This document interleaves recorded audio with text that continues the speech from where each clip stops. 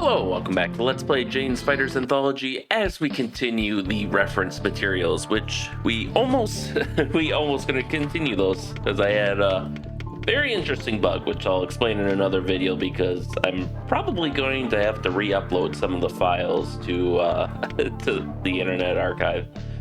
But anyways, today we'll start off with the AIM-120 AMRAAM. Title: AIM-120 AMRAAM, type medium range radar guided air-to-air missile.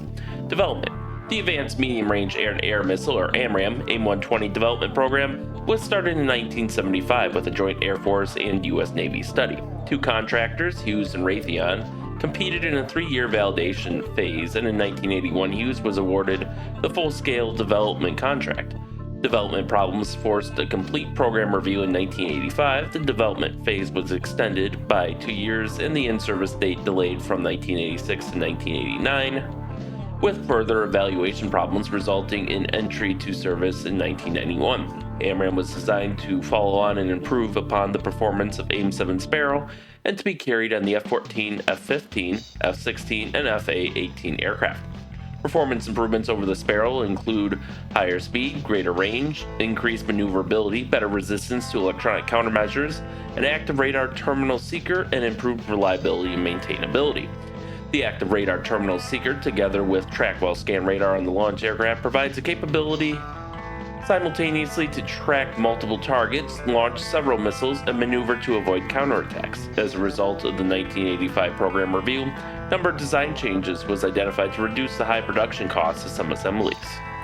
Description: the AMRAAM missile is 3.65 meters long, has a body diameter of 178 millimeters, and a fin span of 0.63 meters.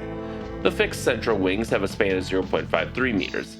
The missile weighs 157 kilograms and has a low smoke solid propellant boost and sustainer motor. A maximum range of about 50 kilometers could be expected against head-on targets, reducing to 10 kilometers or less against receding targets.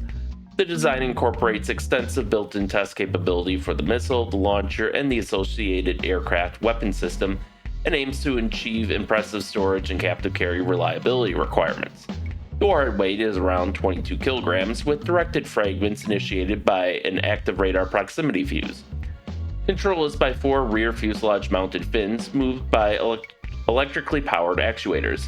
The command link receiver antennas are at the rear of the missile to receive guidance updates on target position and maneuvers from the launch aircraft. There are 3 guidance modes for the missile, depending upon the launch range and conditions. In a typical engagement, the missile is launched and first guided by on-missile inertial navigation with command guidance updates from the launch aircraft. The missile then goes into autonomous mode and continues to guide by inertial navigation only. Finally, the terminal mode is selected when the target is within range of the missile's active monopulse radar seeker, which then guides the missile onto the target aircraft. In short engagements, which can be made down to a few hundred meters, the missile guides all the way by its onboard active radar seeker. Specifications: length 3.65 meters, body diameter 178 millimeters, wingspan 0.53 meters, launch weight 157 kilograms, warhead 22 kilogram HE directed fragmentation, fuse active radar, guidance, command, inertial, and active radar, propulsion, solid propellant, range 50 kilometers. And this is definitely okay. So here we have a picture of the AMRAAM, and here we have AMRAAMs being carried by a Harrier.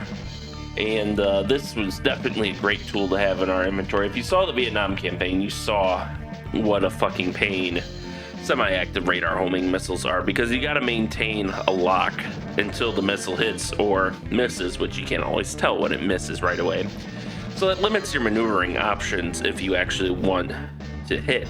Otherwise, if you break off to save yourself, your missile is going to miss because it doesn't have the guidance signal from your aircraft anymore. Whereas this, you fire it and that's it, you're done. It can guide itself if need be. Preferably you maintain contact for a little while to provide those guidance updates, but INS will generally carry the day too. And in game, they obviously the range is obviously closer. I guess they do model the 20 kilometer range, but I think the optimal launch range is closer to 12 kilometers in game, even against approaching targets. So And nowadays, there's versions that have ranges in excess of 120, 200 kilometers, something like that, for the latest D variant. And now they're working on the AIM-260, which has double the range, which you can see some of that in the Command Modern Air Naval Operations, or I guess just Command Modern Operations now, scenarios that I was building for a while, which I want to come back to eventually. It's like I took a break to play Fleet Command, and now so much has changed. I gotta start from scratch again, just within the course of a year. But that's how it goes sometimes. And here we can see the in-game 3D model. A little bit of a weird behavior where, like, this is curved, where we can see it very clearly is straight there. So I don't know what causes this sort of thing. Oh, I think I see what they're doing. Actually, no, I don't. Yeah, I don't know why it's it's like that, but still, it's not like you're really gonna see this at all. I mean, we saw missiles, I mean, across how many hours? Across what, 6 campaigns and dozens, if not hundreds, of single missions and quick missions. We've seen a missile in-game handful of times. Of those, 70% is when we're using the missile camera, following the missile.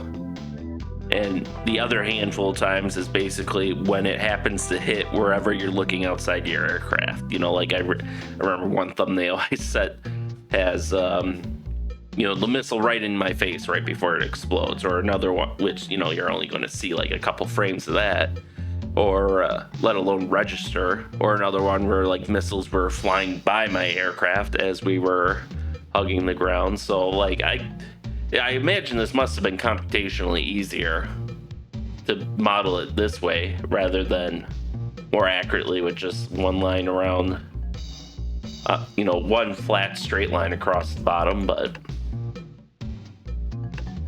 oh well, in any case, that will conclude this episode. So with that, thank you all for watching, and stay tuned for next time, and stay safe out there, and we'll see you then.